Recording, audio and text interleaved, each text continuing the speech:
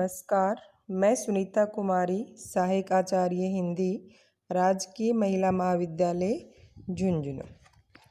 हमारा प्रथम प्रश्न पत्र है हिंदी गद्य, नाटक, निबंध एवं आलोचना, जिसमें हमारे पाठ्यक्रम में 4 नाटक हैं। पहला भारतेंदु हरिश्चंद्र द्वारा लिखा गया नाटक अंधेर नगरी है। दूसरा जयशंकर प्रसाद का नाटक स्कंदगुप्त है। तीसरा भीष्म साहनी का नाटक माधवी है। और चतुर्थ है सुरेंद्र वर्मा द्वारा रचित नाटक आठवां सरग। हम सबसे पहले भारतेंदु हरिश्चंद्र का अंधेर नगरी नाटक पढ़ेंगे। नाटक पढ़ने से पहले आज हम भारतेंदु हरिश्चंद्र के बारे में जानेंगे। भारतेंदु हरिश्चंद्र का जन्म काशी में 1850 में हुआ।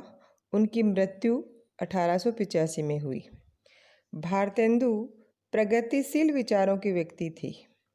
भारत के अतीत के प्रति असीम श्रद्धा रखते हुए भी वे विज्ञान के क्षेत्र में अंग्रेजों से बहुत कुछ सीखने के पक्षपाती थे।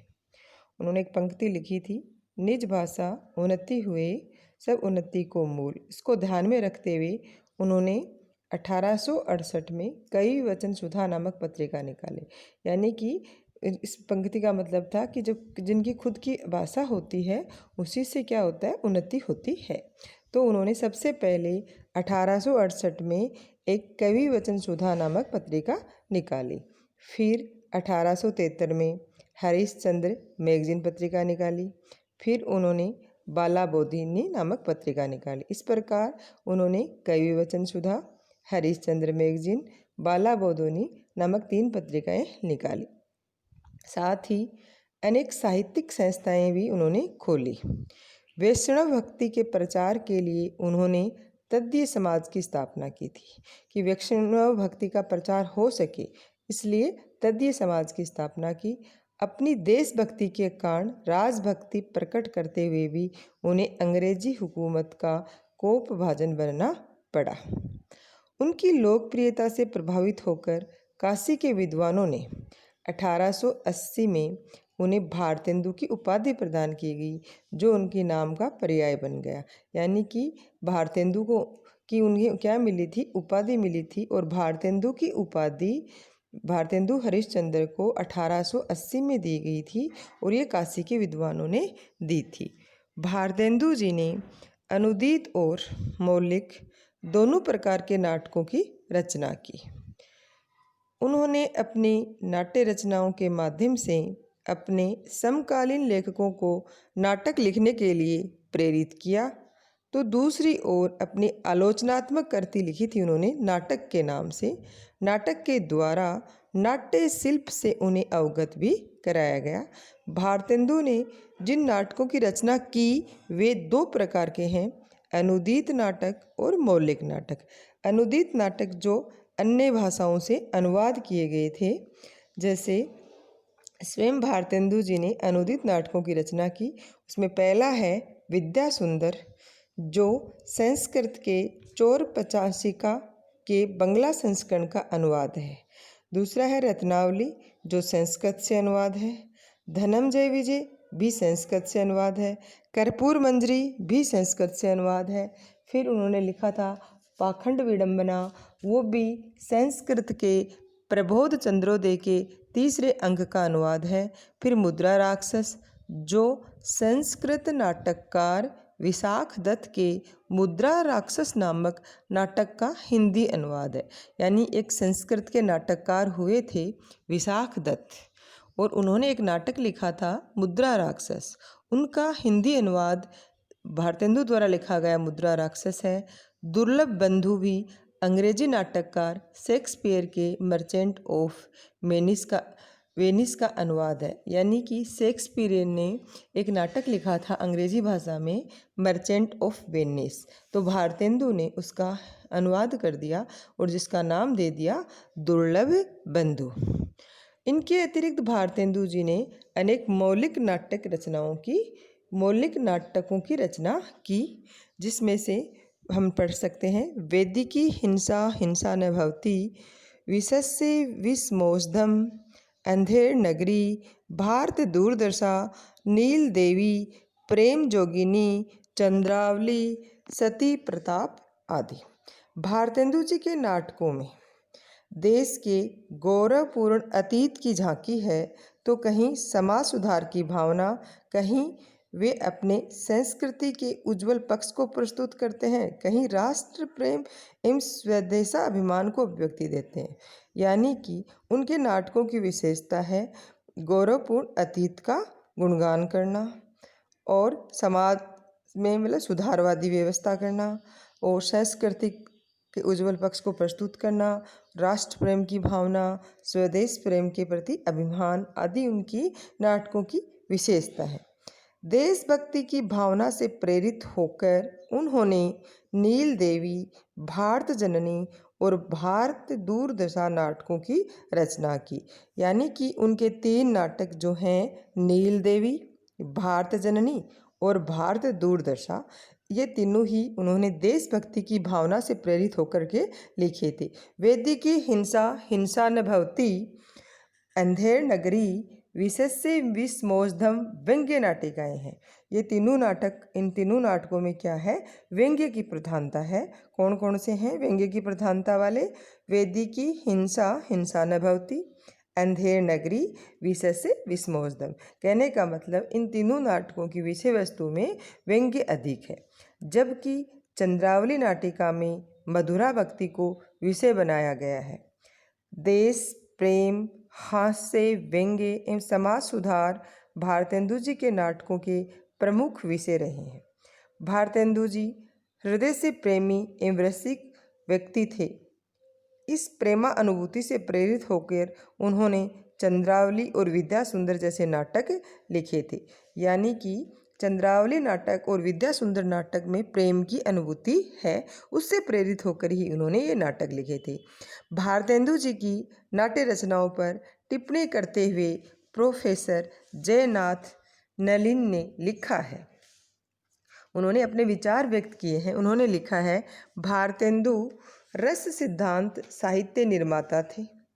प्रेम की स्वच्छ धारा उनकी लेखनी से प्रसूत हुई, करुणा की बदली बनकर उनका हृदय बरसा, श्रृंगार की रस बिगी पिचकारियाँ उनके हाथों से छूटी और हास्य की गुदगुदी भरी फुलझड़ियाँ भी भारतेंदु ने छोड़ी।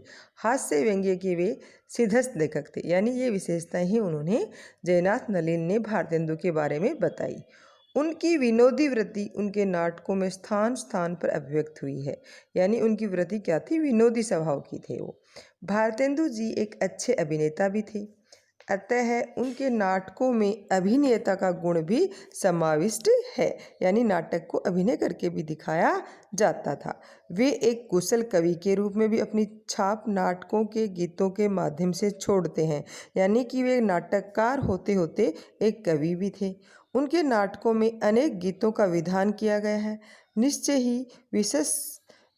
ही विषय एवं शिल्प दोनों ही दृष्टियों से भारतेंदु जी के नाटक उल्लेखनीय माने जा सकते हैं। अब भारतेंदु जी के नाटकों का मूल उद्देश्य मनोरंजन के साथ साथ जन चेतना जागृत करना भी था। ये नहीं कि भारतेंदु जी ने अपने नाटक सिर्फ मनोरंजन करने के लिए लिखे थे, यानी उस समय के समाज को जागृत करना भी वो चाहते थे। उनका मुख्य उद्देश्य था कि उस समय का समाज है उसमें जागृति उत्पन्न हो। नैतिक मूल्यों के पक्षधर इस काल के नाटककारों में देश प्रेम, समाज सुधार, अतीत गौरव का भाव विद्यमान है।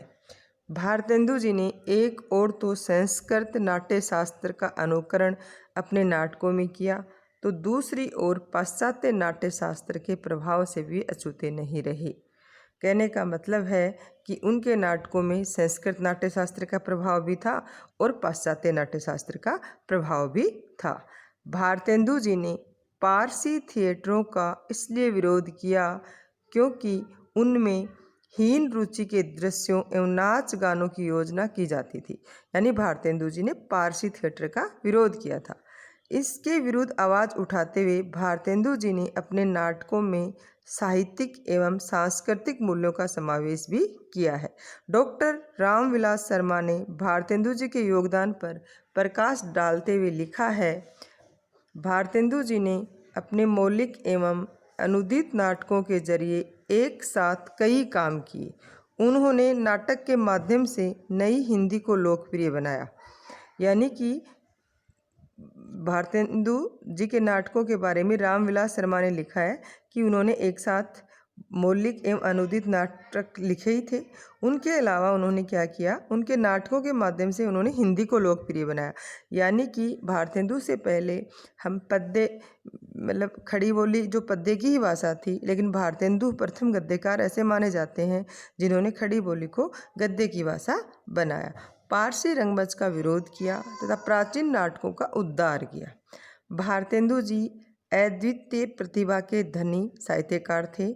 उनमें साहित्यिक नेतृत्व कर सकने की क्षमता थी, इसलिए उनकी रचनाएं उनके समकालीनों के लिए भी प्रेरणा स्रोत बनी। वे अपने युग के तमाम साहित्यकारों को नाटक रचना की ओर प्रेरित कर सकने में समर्थ हुए। प्रताप नारायण मिश्र, राधा कृष्ण दास, लाला श्रीनिवास दास, देवकी नंदन त्रिपाठी जैसे अनेक नाटककारों ने उनके प्रभाव से नाट्य रचना की। अंधेर नगरी नाटक उन्होंने 1881 में लिखा, जिसे प्रहसन माना गया है।